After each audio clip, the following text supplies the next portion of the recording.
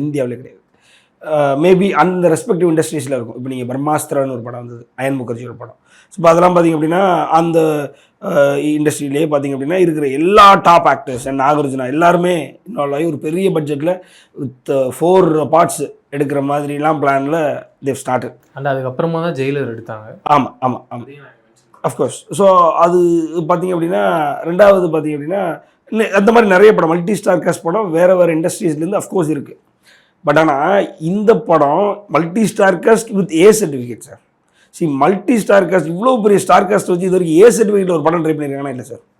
ரெண்டாவது அது இவ்வளோ பெரிய பட்ஜெட்டில் பண்ணியிருக்காங்கன்னா இல்லை சார். சார் ஏ சர்டிஃபிகேட் கரெக்டாக இருக்குன்னு நீங்கள் நினைக்கிறீங்களா சார்? இப்போது அதில் அது இப்போ ரிவீல் பண்ணலாம்னு நினைக்கிறேன் சார்.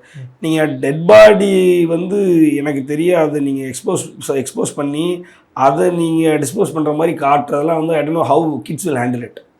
அது கொஞ்சம் அவங்களை அன்ஸ்டேபிள் பண்ணுறதுக்கு வாய்ப்பு இருக்குது சார். நீங்கள் உங்களுக்கே பர்சனலாக அந்த இன்சிடென்ட்ஸ் இருக்கும், ட்ராமா இருந்திருக்கும். மேபி இந்த டெட் பாடியை பார்த்தாலே நமக்கு ஒரு மாதிரி ஒரு ஸ்பைன் சில்லிங் மூமெண்ட் வரும் சார். ஒரு மாதிரி நடுங்கும், சின்ன வயசுலலாம் இருக்கும்.